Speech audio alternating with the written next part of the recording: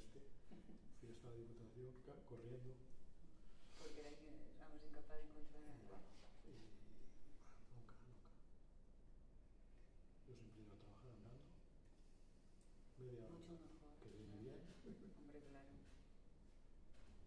Yo creo que se abusa mucho del coche. Sí. ¿Comenzamos? ¿Os parece?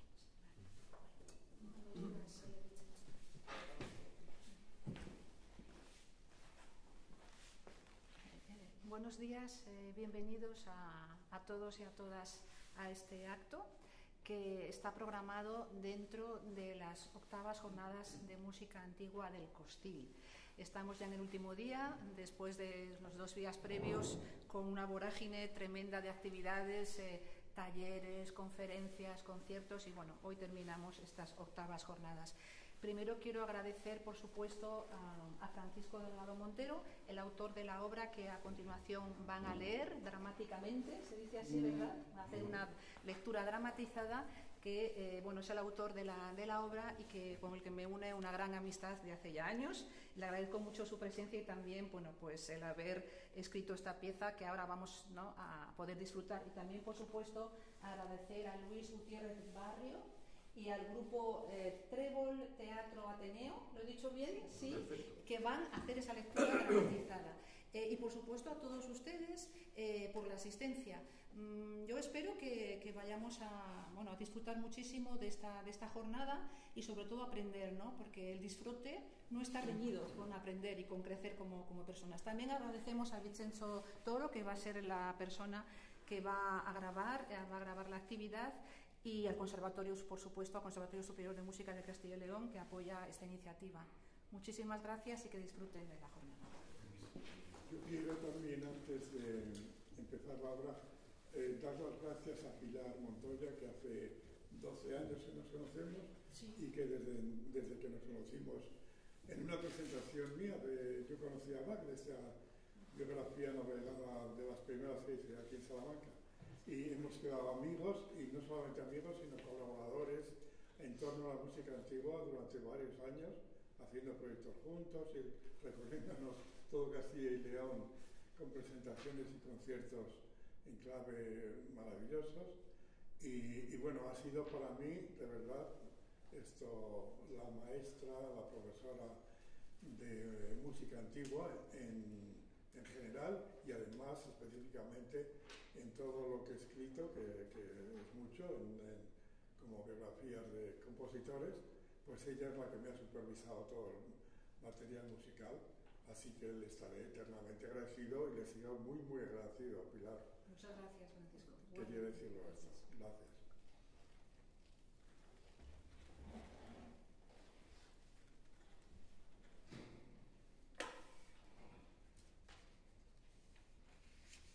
La obra que vamos a escuchar está centrada en el último conflicto que Johann Sebastian Bach, cantor de la Escuela de Santo Tomás de Leipzig, mantuvo con el Consejo Municipal de Leipzig y en parte con el primer ministro de la corte de Dresde. Los hechos ocurrieron en el verano de 1749. Bach llevaba pues en Leipzig 26 años en el puesto de cantor, pues había tomado posesión del mismo el 1 de junio de 1723. El puesto de cantor, un equivalente a director de música, incluía múltiples tareas y responsabilidades. Era directamente el responsable de toda la música religiosa que se tocara en las 3 iglesias luteranas de Leipzig. Él era el compositor de las obras, el encargado de nombrar a los directores de coro, pero además tenía horas obligatorias de enseñanza de latín y canto a varias clases de alumnos de la escuela. Su dependencia jerárquica era múltiple. Por una parte, dependía del rector de la Escuela de Santo Tomás, pero también dependía del Consejo Municipal y, en cierto sentido, más político que técnico, de la corte de Dresde. Johann Sebastian Bach nunca estuvo satisfecho en Leipzig de las contraprestaciones de su contrato. Un sueldo más bajo que el que ganaba en el anterior puesto en Köthen, insuficiente para su numerosa familia de 9 hijos, y habiendo suprimido el sueldo de soprano de su esposa Anna, que recibía en Köthen.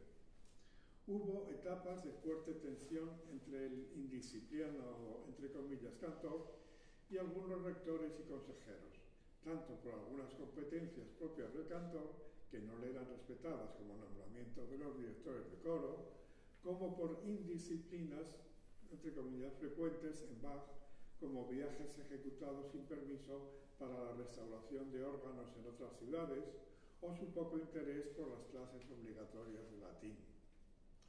Seguramente el conflicto más doloroso y humillante de todos fue este, que comienza con una carta del primer ministro Brühl de Dresde, en el que se ordena al alcalde de Leipzig que se proceda a una evaluación sobre la idoneidad de un músico privado suyo, un tal señor Harrer, para suceder a Bach como cantor de Santo Tomás cuando Bach fallezca.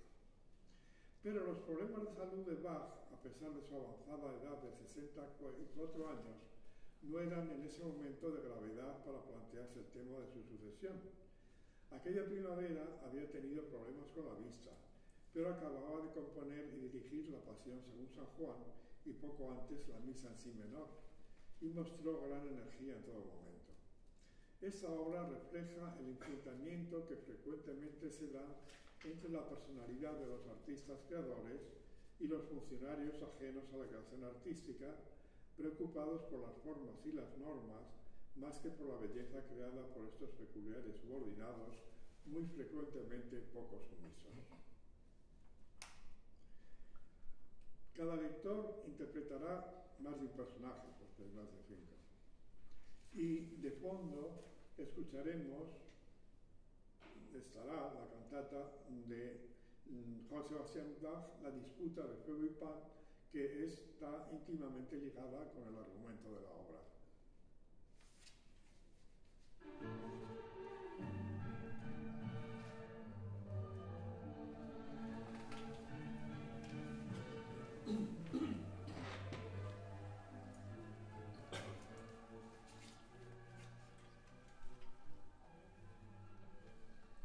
Salón del Ayuntamiento de Leipzig, junio de 1749. Una mesa de despacho, unas sillas, candelabros. El alcalde y el señor Jacob Borg está sentado trabajando con documentos que llenan toda la mesa. Entra un mujer. El señor Harrer, funcionario de Dresde, solicita una entrevista. Dice que trae una carta del ministro de Sajonia, conde de Brühl. Mándele pasar.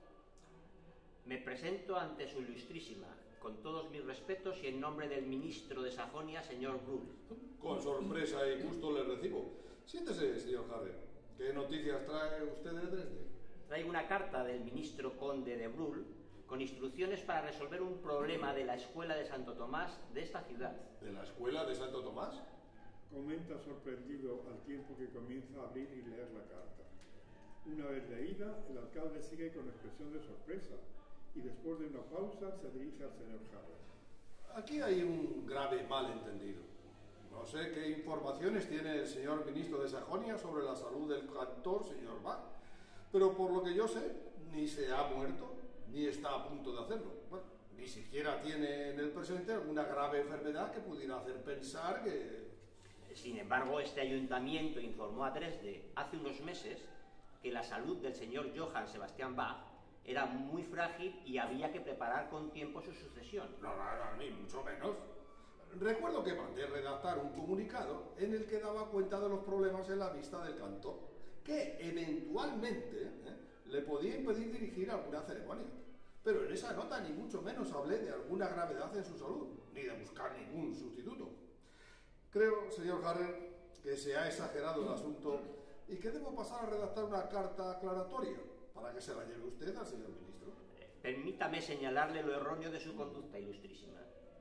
Cuando el conde Brühl ha redactado la carta que tiene su ilustrísima en sus manos, es porque tiene una información fidedigna sobre la precaria salud del señor Bach, sobre lo conveniente de nombrar un sucesor para que no se produzca un vacío en la dirección musical de Leipzig, que sería molesto para todos. Alabo su interés por la música de Leipzig y no dudo en que, llegado el caso, sería usted un digno sucesor de nuestro director de música. Pero creo que se está precipitando todo. A pesar de los serios problemas en la vista que padece y algún aislado problema de salud, el señor Bach lleva estos últimos meses cumpliendo todos sus deberes. tanto en la escuela de Santo Tomás como en las dos iglesias a su cargo. Debo insistir, ilustrísima, en el hecho de que la información que posee el señor ministro no es errónea y que la carta que ha redactado y que yo mismo acabo de entregarle no tiene el carácter de consejo, sino más bien el de orden. Bueno, si es así, no puedo oponerme a la orden del señor ministro. Respeto sus motivos y vamos a pasar a la acción.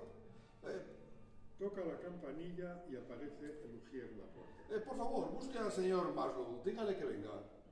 Se retira el ujier. Después de unos minutos en los que el silencio entre los dos crea un ambiente tenso, entra el señor Johann Maslow, miembro del consejo. Señor Maslow, tome asiento. Le presento al señor Harrer, músico de su ilustrísima, el ministro de Sajonia, que nos ha traído una carta de su ilustrísima comentando el precario estado de salud del cantor. ¿Del señor Sebastian Bach? Del mismo. Al parecer su salud es más delicada de lo que aquí creemos. Incluso hay riesgo de un inminente fallecimiento. Pero si ayer por la mañana estuve con él, hablando de la composición que se estrenará y dirigirá en agosto en la ceremonia de la renovación anual del ayuntamiento. Bueno, pues en Dresde se sabe que su estado de salud es tan delicado que tenemos que buscarle un sucesor. El ministro nos propone al señor Harrer aquí presente. Pero, aunque aceptemos la recomendación del ministro, el candidato deberá hacer la solicitud al Consejo de Leipzig y deberá dirigir un concierto que nos permita evaluar sus capacidades musicales, que, por otra parte, no se le ponen en duda. Por supuesto, todo está previsto. Traigo una obra compuesta para la ocasión. El Consejo lo único que tiene que hacer es fijar el lugar y una fecha para este concierto. Sin embargo, ese concierto no puede celebrarse en ninguna de las iglesias de Leipzig. ¿Por qué motivo? Porque va en contra del reglamento de la escuela de Santo Tomás. Es el director musical el que debe planificar y dirigir todos los conciertos de las iglesias del municipio. No querrá que el propio Bach organice o dirija su concierto, señor Harrer. Aunque no le conozco personalmente, tengo entendido que el señor Bach le iría bien un poco de humildad. ¿Un poco de humildad, dice usted? Bueno, no se enerven, señores. El concierto del señor Harrer puede celebrarse en otro sitio que no sea una iglesia. Por ejemplo, en los Tres Cines, la sala de la avenida Brun. ¿Y qué haremos con el director de música? ¿Le narcotizaremos para que no se entere? ¿O quizás le enterramos vivo? Pues, señor Marlowe, no dramaticemos. Estoy de acuerdo con usted en que esta decisión va a ser un duro golpe para el cantor, pero su orgullo es un sólido escudo que le va a proteger. Además, si el Consejo aprobara después de la audición la candidatura del señor Harrer para suceder al señor Bach, esa aprobación no implicaría el cese de nuestro director. Solo querría decir que cuando Dios llame al señor Bach, ya hay un sustituto nombrado para después de su fallecimiento. Al menos no tendremos que asesinarle para que el sustituto tome su puesto. No entiendo su sentido del humor, señor Marlowe. Yo soy ante todo un enviado del primer ministro para informar de que se ejecute una orden. Un enviado muy peculiar, pues el objeto de esa orden son sus propios intereses. Bueno. La orden del ministro, señor Brühl, no es que ejecutemos a nadie. Así pues, pasemos a lo concreto. Señor Harrer, ¿qué tipo de concierto ha compuesto usted? Debemos hablar de los medios para llevarlo a cabo. He compuesto una cantata sobre el salmo El rico murió y fue enterrado. Vaya, hasta ha preparado ya el entierro del pobre director de música. Señor consejero, no tenemos todo el día para resolver este maldito asunto. A ver, ¿qué precisa para su cantata, señor Harrer? Obviamente un coro completo y un grupo de buenos instrumentistas. Además de buenos instrumentistas. ¿Y de dónde los va a sacar? Creo que en Leipzig. ¿Cree usted que en Leipzig? Y cree bien. Pero no crea que ningún buen instrumentista de Leipzig va a aceptar tocar en su concierto, teniendo como tiene el objetivo de sustituir al viviente señor Bach. Señor Harrer, a pesar de sus muchos defectos, nuestro director tiene también muchas cualidades, sobre todo en el campo de la música. Por si usted no lo sabe, le diré que goza de un gran prestigio en muchas ciudades de Europa, incluso en la corte de Dresde, de donde usted viene, y es muy admirado, y yo diría querido, por la mayoría de los buenos músicos de Leipzig. Nos va a resultar muy difícil encontrar buenos instrumentistas para su concierto, señor Harrer. Pero el consejo puede obligarles. Respóndale, señor Marlowe. El Consejo no puede obligar a los músicos a actuar en un concierto que está al margen del calendario musical de la ciudad y de la escuela de Leipzig. Y si tomáramos la insensata decisión de obligarles, ¿puede usted imaginarse qué calidad de interpretación escucharíamos de su cantata del entierro? Del rico murió. ¿Me están insinuando que mi concierto no se podrá realizar? No, ni mucho menos. Acabamos de decidir el lugar. Tendrá usted un coro y los instrumentistas que necesite. Solo le aclaramos que no serán precisamente los mejores músicos de Leipzig los que toquen en los Tres Cisnes.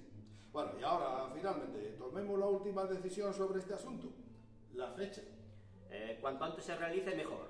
He venido de Dresde para llevar esta orden hasta el final. Con 2 o 3 días de ensayo tengo suficiente. Bueno, pues no hablemos más.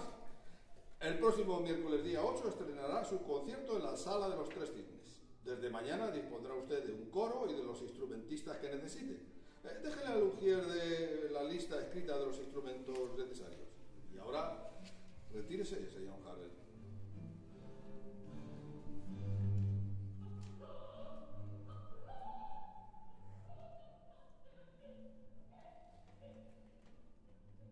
Sala de estar de la familia Bach, alrededor de una mesa rectangular con copias de obras cubriendo la mayor parte de la mesa y un candelabro de 4 velas gastadas que sugieren el tiempo transcurrido en la sala y lo tarde de la hora. Están sentados Johann Sebastian Bach con aire cansado, triste, su esposa Ana Magdalena con el gesto de preocupación, el hijo mayor Friedman y el joven Árnico. Pero a ti ¿quién te ha contado toda esa historia? Ya se lo he dicho, padre. Conozco de Dresde a ese Harrell.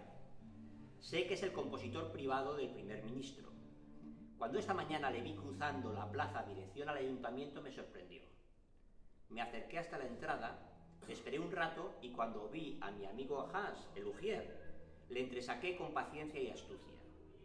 Ha traído una carta del primer ministro de Brühl, me dijo Hans escuetamente. Como aún estaban reunidos, volví a las 2 horas para intentar obtener más información. De nuevo me dirigí a Hans y me costó sacarle al parecer que se trataba de un concierto que Harrell iba a dar en la Sala de los Tres Cisnes. A él, a Hans, Harrell le había dado una relación de instrumentistas para que se la pasara al señor Marlowe. Eso es todo lo que pude oír. Lo demás es fácil de sospechar, ¿eh? Pero a ti es demasiado fácil hacer conclusiones. ¿Qué tengo yo que ver con este asunto? Si quiere usted hacerse el ciego y el sordo, allá. Pero yo le digo que estoy seguro de que Harrell ha venido a intentar sustituirle, padre. Pero no comprendes que eso es imposible. Claro que es imposible. El director de música no puede ser sustituido sin la decisión mayoritaria del Consejo de Leipzig.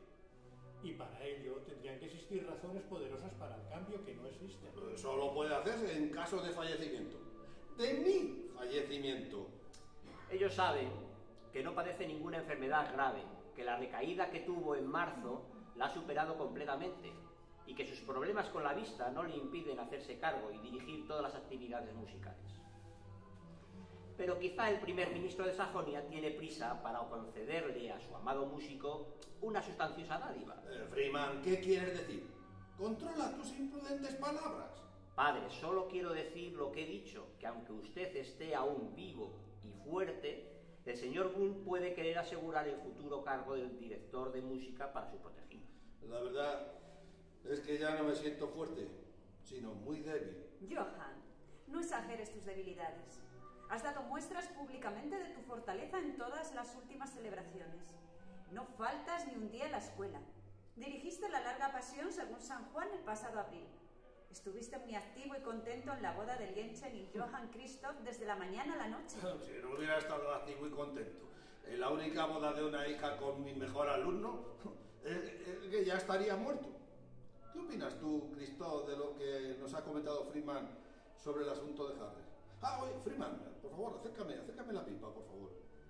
Maestro, yo creo que Friedman quizá tenga razón.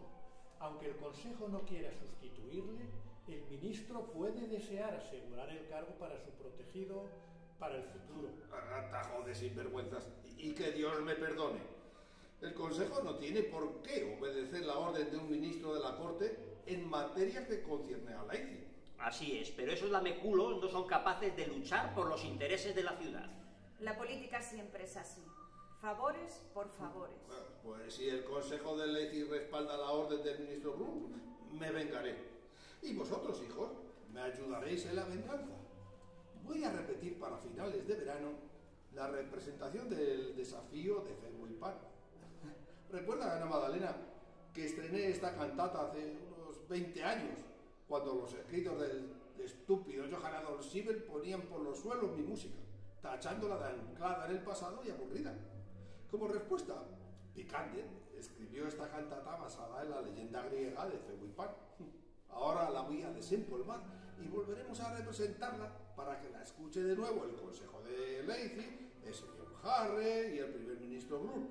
Ninguno de ellos sabe distinguir la buena música, la de Febo, de la música de Pandereta de Pan, el flautista de los bosques. ¡Qué idea más buena ha tenido, padre!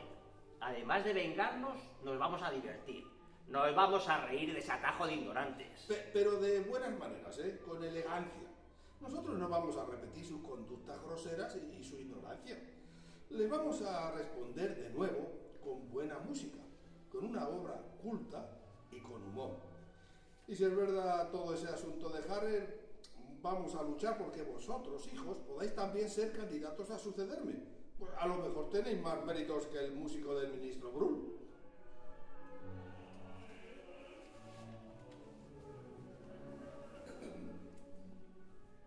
En casa del señor Heinrich Voss, al finalizar el concierto de Harrer, están presentes, además del miembro del Consejo Maslow, el rector Johann August Ernesti, con el que Bach ha tenido numerosos enfrentamientos, Friedrich Heinrich Graf, juez del Tribunal Supremo de Leipzig, y Georg Heinrich Voss, comerciante acomodado, amigo y vecino de Bach. Bueno, vamos a tomar una copa que nos ayude a digerir este trago amargo. Amargo y frío. La cantata del entierro del rico de nuestro amigo Harrer me ha dejado los pies fríos y la cabeza caliente.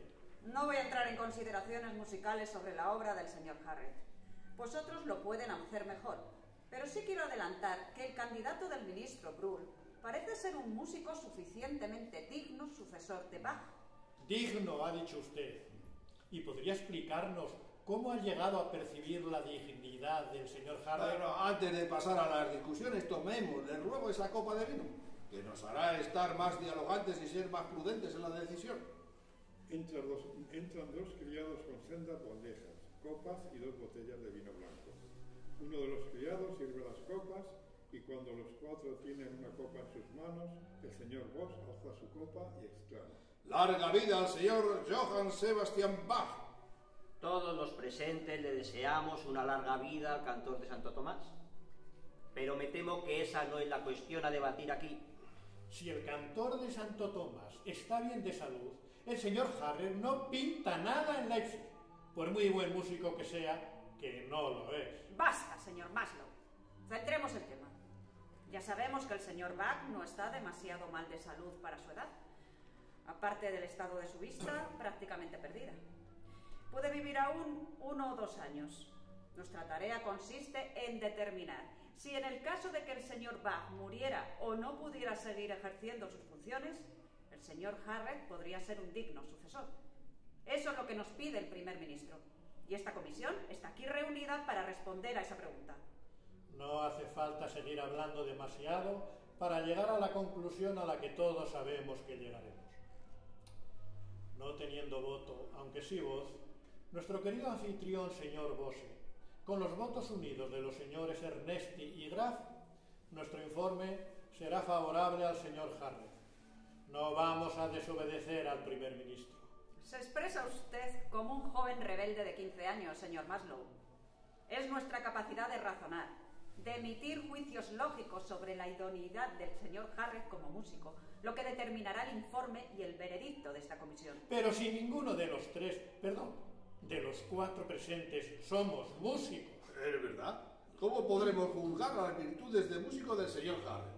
Como juzgamos hace muchos años que el señor Johann Sebastian Bach era apto para el puesto de director de música cuando presentó su candidatura en Leipzig. Así es. Un tribunal no tiene por qué conocer a fondo una materia para pronunciarse sobre las capacidades de un aspirante a funcionario de un municipio. Basta con estudiar sus realizaciones anteriores, su preparación, su fidelidad a los superiores. Eso, su fidelidad a los superiores. El señor Harrer es el súbdito más fiel a nuestro superior, señor Brühl. Señor Maslow, su apego y deseo de defender a ultranza al señor Bach le incapacita para ser justo en este asunto. Permítame decirle o recordarle que los vínculos de amistad que nos unen a mí y al señor Graf con el cantor son tan incuestionables como los suyos.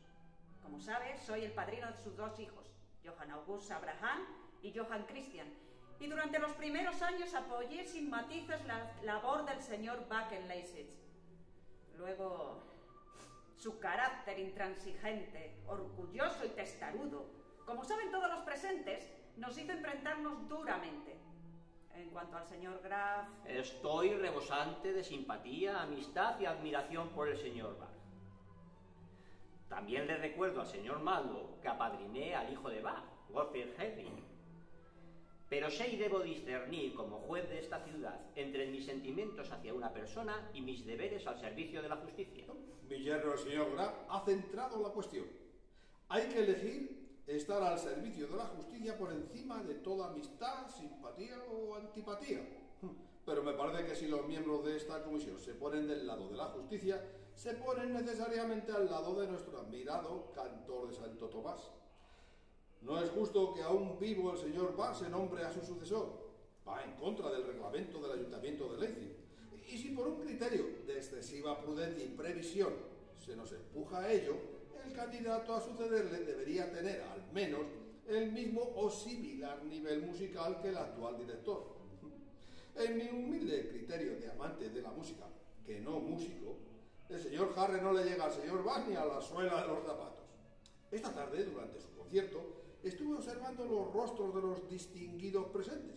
Contabilicé unos 20 bostezos por minuto, mientras oíamos la aburrida cantata del entierro del rico. Porque ningún rico quiere morirse.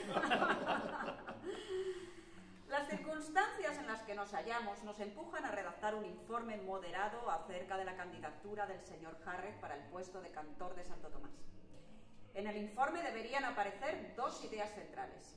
Una, que sin la menor duda esta candidatura solo tendrá valor ejecutivo después del fallecimiento del señor Sebastian Bach. Por supuesto. Aún no ha terminado, señor Maslow.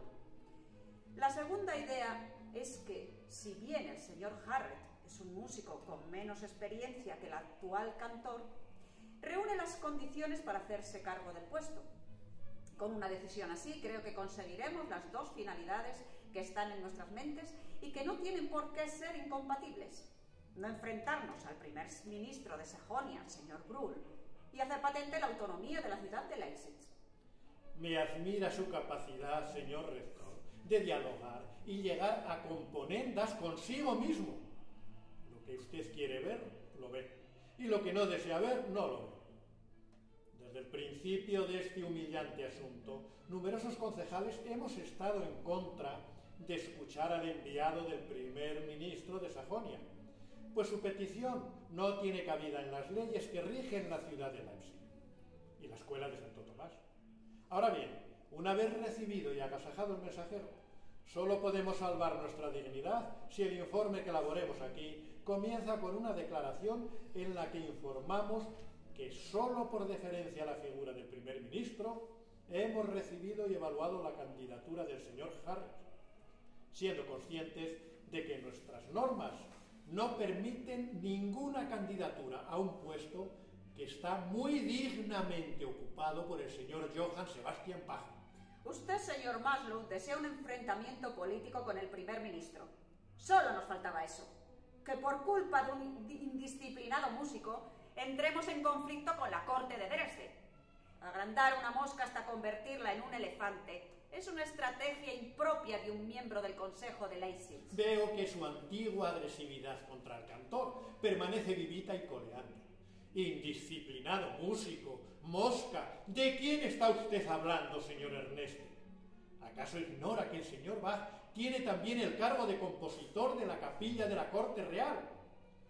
¿Qué reproches o críticas sigue teniendo usted contra él? En su día hice públicas todas mis críticas y objeciones a la persona del cantor. El consejo la mayoría de las veces me apoyó, pero desgraciadamente los aquí presentes sabemos que los defectos no desaparecen ni cambian. Desde aquellos años de tensiones y conflictos por la rebeldía del señor Bach, él ha seguido siendo el mismo, alguien idolatrado por sí mismo y su música, a la que nadie le quita mérito alguno. Lo que hemos hecho es buscar un límite a sus inacabables peticiones, a sus continuas quejas, a las irregularidades de su conducta de funcionario. No le permito acusaciones de irregularidad a su conducta del señor Bach. ¿Qué irregularidades? Concrete, señor Ernesti. Repito que ya están habladas y tratadas hace tiempo las irregularidades a las que me refiero. Su omisión de responsabilidad en tareas implícitas a su puesto. Sus viajes y trabajos de reparación de órganos y conciertos en ciudades fuera de Leipzig, sin ninguna autorización. Su desobediencia a las decisiones del Consejo de esta ciudad son muchas, y todo el mundo las conoce. Incluso usted, señor Maslow, aliado incondicional del compositor. Aliado con la labor magnífica del cantor, con su altura artística de su obra religiosa, con su generosidad de creador, siempre al servicio de Dios. ¿Solo de Dios? Señor Ernesti, usted sí está por su larga historia de conflicto con el señor Bach, incapacitado para emitir un informe ecuánime sobre la petición del primer músico. Bueno, basta de discutir sobre el músico Bach.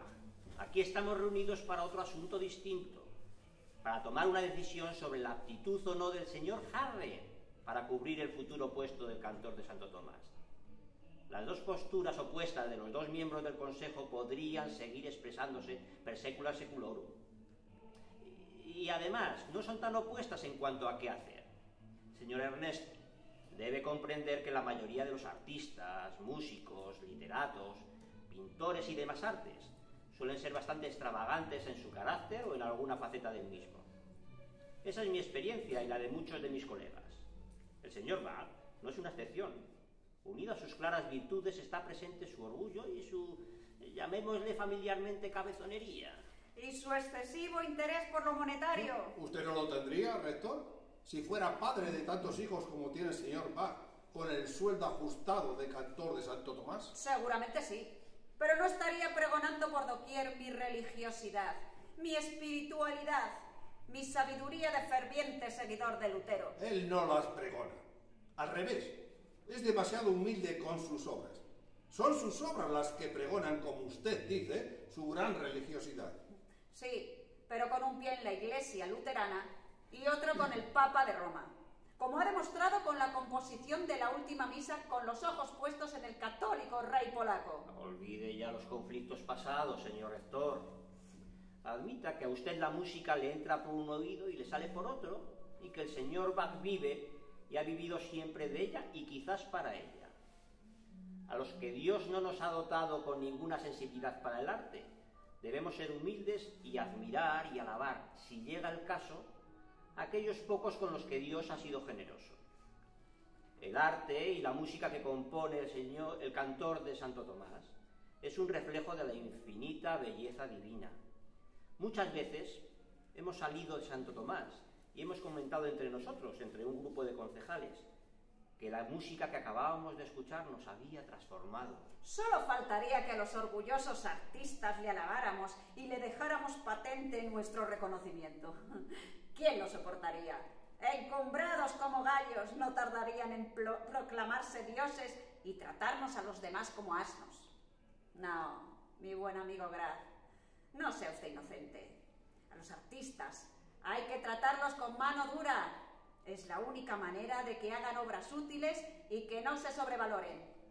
Ya tienen suficiente recompensa dedicándose a aquello que eligen. Los demás, todos, desde los campesinos a los profesores universitarios, señor Graf, tenemos que esforzarnos y trabajar donde buenamente podemos. Así pues, rector, parecería que en el fondo su animadversión hacia el cantor tiene sus raíces en una envidia a la supuesta riqueza espiritual propia de los artistas. Sus palabras me parecen extraviadas. No siento ni un ápice de envidia por el señor Bach, ni por ninguno de esos que se llaman artistas. Mi envidia de expresarse nacería de mi admiración por un Aristóteles, un Cicerón, un Catulo o por un gran reformador como Lutero. Nunca por ningún artista. Para mí los artistas son como malabaristas engreídos, cuando no locos, que lo único que desean es seducir a los ignorantes con sus formas desprovistas de contenido. ¿Formas desprovistas de contenido? ¿Y sus estudios sobre autores latinos están todos llenos de contenidos? Sí, los contenidos de los autores que dice estudiar y su estilo que imita... Esta discusión sobre los artistas corre el riesgo de hacernos olvidar el motivo y la finalidad de esta comisión. La recuerdo, pues. Además, creo que no hay ninguna discrepancia insalvable entre las dos posturas, la del señor Ernesti y la del señor Marlowe. Un informe para el primer ministro de Sajonia sobre su consejero, señor Harrer, debe dejar bien claro que hemos examinado a su candidato por deferencia al ministro, pero que su candidatura, sin duda apta para el puesto de cantor de Santo Tomás, no posee ningún valor mientras el actual cantor siga al frente de sus responsabilidades, es decir, mientras siga con vida. Procedamos así. Que el señor Graf comience a redactar el informe precedido del párrafo que sugirió antes el señor Maslow. El señor Graf se levanta de la butaca, se dirige a la mesa de despacho situada en un extremo de la sala, coge unos folios de un cajón y la pluma dispuesto a iniciar la redacción del informe. Mientras el señor Graf está escribiendo, sigue la conversación de los otros 3 miembros de la comisión. Bien, parece que podemos llegar a un acuerdo sobre el contenido del informe, pero nos queda pendiente otro asunto mucho más delicado. ¿Qué podemos hacer para que el maestro Bach no sufra una humillación tan grave? Una humillación que esta sí podría ser muy dañina para su salud. Lo primero que se me ocurre es que la información de lo que está pasando deberíamos dársela nosotros mismos, representantes del Ayuntamiento de Leipzig. Que le lleguen los hechos por otras personas, deformados o manipulados, ya sería una primera ofensa a nuestro cantor. Estoy de acuerdo con esta propuesta. Comencemos con elegir quién de nosotros visitará al señor Bach y después decidamos cómo le presentaremos los hechos y las implicaciones. Creo que los más idóneos para el cometido son los 2 miembros del Consejo, señor Maslow y señor Ernesti. Sea así. Señor Maslow. De acuerdo.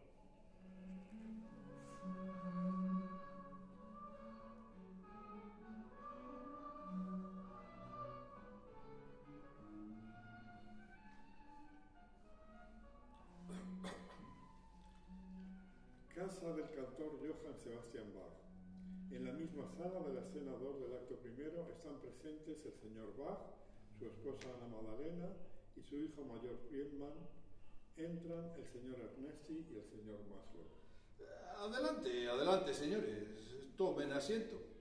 Bueno, ¿a qué debo el honor de esta visita? Querido señor cantor, venimos en nombre del Ayuntamiento de Leipzig para informarle de una anécdota de escasa importancia, pero que lejanamente le concierne a usted.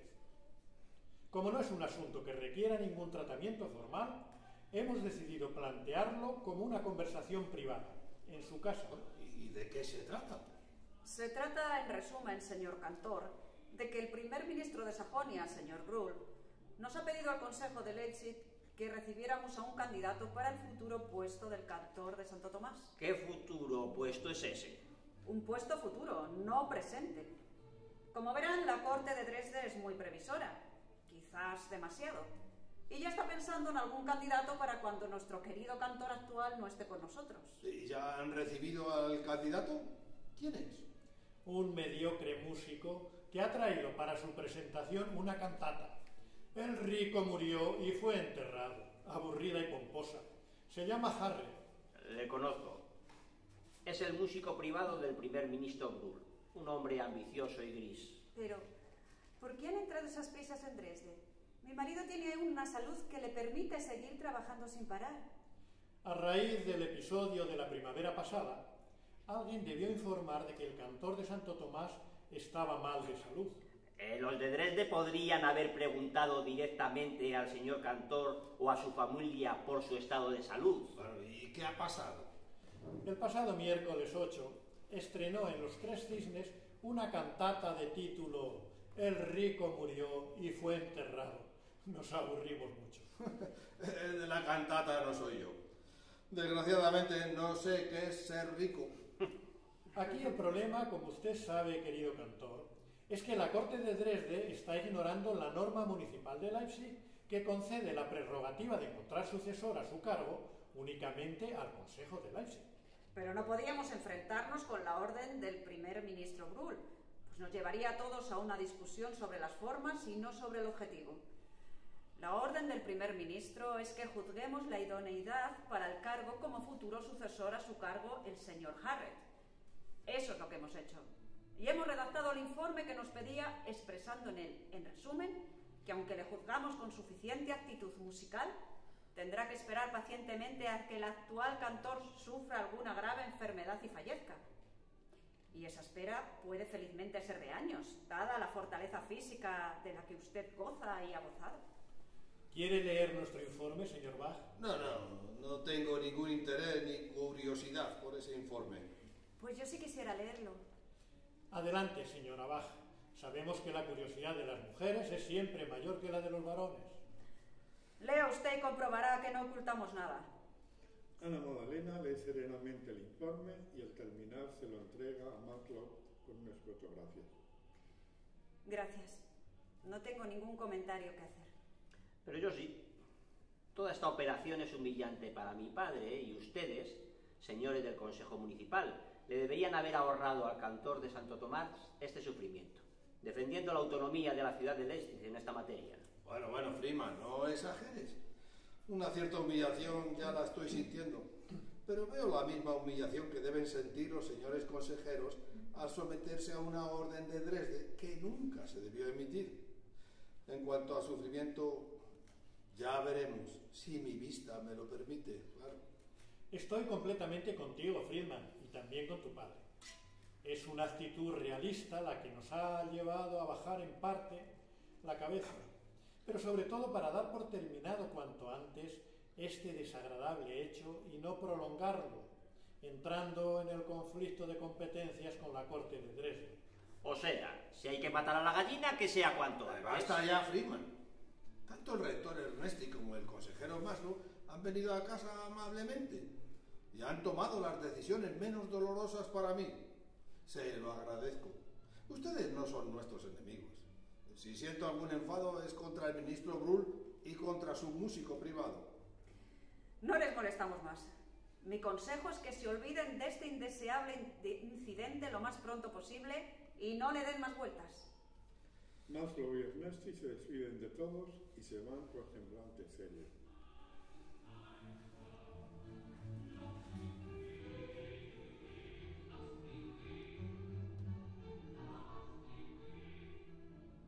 En la misma sala, Bach, su esposa, su hijo Friedman y Johann Christoph Arnickel, el mismo día de la escena anterior, anochecido. No nos vamos a quedar así, sumisos, callados, como si todo esto fuera normal. ¿Qué podemos hacer, querido? Vengarnos, pero con inteligencia, con música, con palabras. Ya sea que se refiere, padre, a nuestra proyectada escenificación de la disputa entre feo y pan. Eso es, pero poniendo más sabor al texto de Picata y estrenándola lo antes posible, ahora que está todo caliente. Me parece una excelente idea. Si todos trabajamos en la cantata, incluso Christian, podríamos estrenarla en octubre. Cambiaremos la parte del texto y de los personajes que necesitemos para que el ministro Bruhl y el público se den cuenta de que no se puede echar a la basura de la noche a la mañana al cantor de Santo Tomás. Por supuesto, padre. Nos vengaremos de esos ignorantes que tratan a sus inferiores como si fueran bestias de carga. Sí, Freeman, pero con astucia. No sea que creemos otro problema donde solo había uno. Si trabajamos con ganas, creo que para octubre podríamos estrenar la disputa. Hace falta muy pocos cambios en el texto de Picander para que todo el mundo identifique a Pan con Harry Bruhl y tantos otros cercanos que tienen los oídos cerrados a toda buena música. y ojalá que Febo les castigue haciéndoles crecer las orejas como las de un asno, tal y como hizo con Midas. Usted, maestro, nos habló hace poco de dos viles personajes romanos. Uno de ellos, Quinto Hortensio Hortalo, ese insoportable orador al que Cicerón siempre hacía callar, y el otro, Lucio Orbilio Pupilo, maestro de Horacio y famoso por su afición a golpear a sus alumnos. En mi modesta opinión, estos dos aborrecibles personajes pueden entrar en el texto, incluso modificados sus nombres. ¡Ah, pícaro! ¡Qué rápido vas! Orbilius, Virolius, que es el nombre latino de Bull. Ya veo un cambio en la disputa. Hay dos versos de Picander que, pues, si mal no recuerdo, dicen: toma otra vez la lira, Febo, nada hay más amable que tus canciones. Lo cambiaremos por: redobla ahora música y canciones, Febo, por más que rabien Hortensio y Orbilio. Bravo, Sebastián, un certero dardo. Ya veo que contigo no puede ni toda la corte de Dresde. No estés tan segura, querida Madalena. La risa va por fuera y el llanto por dentro. No puede mi corazón estar libre de dolor cuando veo a todos los que desean que me muera cuanto antes. Para ocupar tu puesto. No por odio, ni siquiera por envidia, querido Sebastián, sino para arrebatarte la cantoría. Me da igual el motivo. Ya sé que no es la envidia a la música que compongo, pues para envidiar algo hay que valorarlo, y ellos no saben ni sabrán nunca amar a la música. Por eso no valoran al músico y les da igual si me muero mañana o incluso lo celebran. Queridos, conozco mi orgullo, que proviene de todos los Bach que me han precedido y de las obras que he creado. Sobre todo, me siento orgulloso de todas las obras religiosas que he compuesto estos años en esta desagradecida ciudad. Nunca he sido reconocido aquí. La mayoría del consejo son hombres ambiciosos que en su interior no tienen ni un hueco en el que albergar la belleza, el arte musical. Por eso, nunca me han pagado lo suficiente para vivir con mi familia dignamente. Incluso sabiendo que mi música se valora mucho en numerosas ciudades alemanas, en Francia y en Italia, no han movido nunca un dedo para mejorar la enseñanza musical en Leipzig. Querido Sebastián, no puedes dejarte arrastrar por esos pensamientos que te hacen tanto daño. Mira solamente hacia los músicos de esta ciudad, hacia tus alumnos, hacia nosotros, tu familia, y verás cómo te queremos y te valoramos. Muy bien, madre. Su fortaleza, padre, la alimentamos todos los que le queremos y ensalzamos, que somos muchos, no los ajenos a su vida de músico. ¿Qué queréis decirme? ¿Que no pierda mi buen ánimo, ni siquiera cuando las autoridades estén planeando mi muerte, nombrando a mi sucesor? Maestro, nadie está planeando su muerte. Los burócratas se están adelantando a ella para, como siempre, conseguir sus intereses. Sí, Álnico, tienes razón. Nadie me va a asesinar. Pero no estoy seguro cómo mi cuerpo y mi espíritu van a reaccionar después de este duro episodio. Sigue un largo silencio en todos, como si no supieran qué responder a las últimas palabras de Bach. Por fin Ana Magdalena tomó la palabra. Querido Sebastián, estoy segura que representar la disputa de Febo y Pan va a aliviar tu tristeza y tu razonable ira. Las venganzas del inocente sirven para eso. El juego y la risa sustituyen al odio. Así que lo mejor que podemos hacer todos es empezar desde mañana mismo la preparación del texto de la disputa y comenzar la búsqueda del teatro donde la representaremos. ¿La representaremos, Ana? ¿También tú vas a jugar algún papel? Sí. Yo jugaré el papel de la que siempre va a recordar que debemos divertirnos con esta representación. Tenemos derecho a ella. Y divertirnos es justo, útil para nuestro estado de ánimo y bueno para los que no saben amar la música e ignoran que no saben. Tú, querido esposo, no te vas a morir por el disgusto de unos cuantos ambiciosos. Dios no lo va a querer. No podemos saber los designios de Dios, pero te doy toda la razón, Magdalena. Hasta que Dios no nos llame, hay que seguir jugando el juego de la vida, no perdiendo la dirección de nuestros intereses y los de nuestros hijos. Este asunto de Harrer y del ministro Brull es un asunto de ellos, no nuestro deseo. Y la mayor responsabilidad del ser humano es seguir los propios deseos, no ambiciones, sobre todo cuando coinciden con la voluntad divina.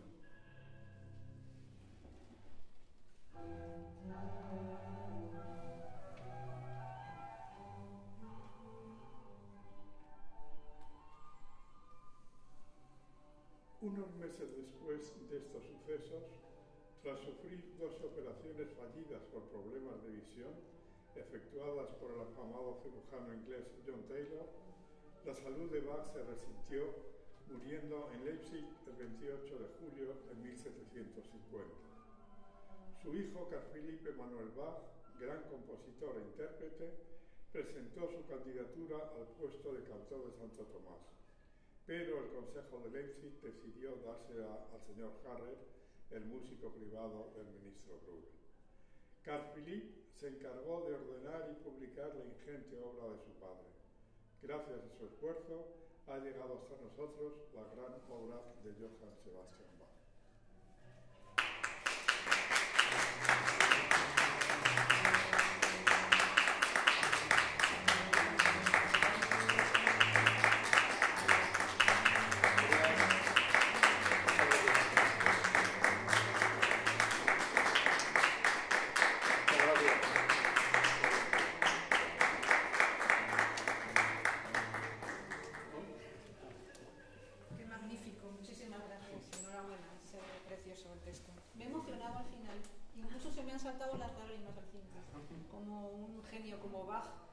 Pues al final de su vida tuvo que sufrir tanto, ¿no? Por las, no sé, las insignificancias mundanas, ¿no? De las mediocridades, ¿no? Por desgracia, pues eso es algo que en todas las épocas pues existen, están ahí. Enhorabuena, Francisco, una obra preciosa. Enhorabuena también a los actores y al director que habéis leído dramáticamente la obra. Yo querría, antes de la pausa, si tenéis alguna pregunta que hacer, algún comentario sobre esto, ¿no? Sobre este tema. Redonda, ha sido ¿Sí? como un seguido que te informan de todo lo que estás escuchando perfectamente hasta el final. O sea, a mí me ha encantado. Me ha gustado mucho. ¿Algún comentario más? ¿Alguna pregunta? ¿Sí? Tengo Un poquito alto, Germán, que estás un poco lejos. Sí, la curiosidad por la operación del médico inglés que opera de catarata a Bach. Creo recordar, no estoy todo seguro, que es el mismo médico que opera también a Händel y que también se queda ciego. Y entonces resulta curiosa la coincidencia. Si, bueno, mi pregunta va más en términos médicos, si era tan complicada esa operación en aquella época o que había sido un fallo doble, en el caso de que coincida el mismo médico, que creo que sí. Y si era algo tan complejo en aquella época y tan sencillo hoy en día, en fin, médicamente si se podía haber esperado una operación con una mejor realización. Yo puedo preguntar, puedo contestar, pero si quieres... Sí, adelante, sí. Seguramente sabes. Bueno, he leído muy poquito. Hay hasta artículos que hablan sobre este tema de la famosa operación de John Taylor a Bach y a Händel. Parece ser que John Taylor era un gran cirujano, eran cirujanos barberos. Sí. Se llamaban cirujanos barberos. Y entonces eran de gran renombre, o sea que debió ser bueno en lo suyo, en su profesión. Y aprovechando la estancia de este médico inglés por Alemania, Bach estaba perdiendo visión progresivamente, estaba ya prácticamente ciego. Y bueno, pues su entorno le dijo a Bach que, bueno, ¿por qué no aprovechaba esa ocasión, ¿no? De que estaba este médico, pues intentar operarse y recobrar la vista. Parece ser que Bach era un poco reacio al principio a esta operación. Sí. Pero al final, bueno, pues se dejó convencer por su entorno más cercano y, bueno, imaginaos una operación de ojos, de cataratas, sin anestesia, porque en el siglo XVIII no había anestesia. Imaginaos el horror, la tortura tan tremenda. Entonces, bueno, quedó completamente ciego. Luego también, bueno, pues le dieron ese Pottinger, una serie de medicinas, si eso se puede llamar medicina. El caso es que la salud de Bach, que ya estaba un poquito regular, cayó definitivamente después de la operación. También efectivamente dejó ciego a Händel. Lo que pasa es que Händel sobrevivió 9 años más a Bach. Bach murió en 1750 y Händel en 1759. Y ya ciego completamente, Händel siguió con su actividad musical, ¿no? Pero hay una cosa muy bonita, y es que en los últimos momentos de Bach, ya en la cama, Bach recobra la vista y puede al final poder ver a su mujer, a sus hijos, incluso a su nieto. Y bueno, eso fue un regalo que Dios le otorgó a Bach unos instantes antes de morir. ¿Es algo así, Francisco? Sí, si quieres aportar sí. alguna cosa más. Sí, no, ese dato, hombre, no sabemos si fue realmente ocurrió así, pero es muy posible que pueda haber recuperado por lo menos parcialmente la vista sí. en el último momento de su vida. Y estaban allí testigos su mujer y sus hijos, o sea que lo han confirmado. Yo creo que la segunda operación fue la que más, obviamente, le bajó la moral, porque la segunda le empeoró. La segunda fue un poco, pues, diríamos, o perdemos ya todo o lo recuperamos, porque el propio cirujano le animó con poco sentido común. Y bueno, pues termina así físicamente la vida de Bach, porque la vida artística y espiritual pues va a seguir in eternum, ¿verdad? Estamos aquí y dentro de los siglos que tenga la humanidad posteriores van a seguir escuchando a Bach y a disfrutar de la maravilla de su obra increíble, excepcional en toda la historia de la música. No me extraña que te hayas emocionado porque siempre emociona a Bach. Sí. Más... Es que yo me dedico a esto por Bach. Realmente, si yo estoy aquí en esos momentos es por ese compositor. Sí. ¿Quería alguien una pregunta? Sí, bueno, solo comentar sobre el tema de la cirugía de cataratas, que es muy fácil técnicamente, porque hay asepsia, porque hay anestesia, por muchas cosas, ¿no? Y tenemos lentes intraoculares estupendas y es algo muy diferente. Un poquito más fuerte, por favor. Lo que se hacía antes simplemente era extraer la catarata y dejar el ojo sin lente. Realmente lo que hacían es que de repente de no ver nada, pues veías luz. Pero realmente tú no podías enfocar. Entonces, eso aparece en desde los egipcios. Pero realmente, claro, al no haber asepsia, pues había muchas complicaciones infecciosas, era muy dolorosa. Y lo que conseguías era ver simplemente manchas de luz. Pero realmente que va a recuperar la visión en el último momento es bastante poco probable. A no ser que hubiera un milagro. Realmente, aunque hubiera ido bien la operación, hubiera visto solo manchas de luz. Y lo único que en un momento previo a la muerte, tú puedes tener alucinaciones visuales y pensar que estás viendo, porque es realmente lo que estás deseando desde hace mucho tiempo. Puede ser esto. Pero realmente, desde el punto de vista médico, es imposible que recuperar la visión en ese momento. Sí, pero que el cerebro no haya creado esa imagen y él creyó ver. Claro, él tuviera recuerdos o proyecciones anteriores y Muchas gracias, Juan Manuel. Eso es lo normal y lo que ocurrió, seguro. Así que... ¿Algún comentario más? Pues si os parece, hacemos una breve pausa y luego continuamos con una conferencia sobre la relación de Bach con la danza y aludiré, por supuesto, a esta cantata de Fellini. ¿Cuánto hacemos? ¿10 minutos? ¿Cuarto de hora? Lo que tuvo... Un cuartito de hora. Sí, podéis tomar algo en la cafetería si queréis. Gracias. Muy bien.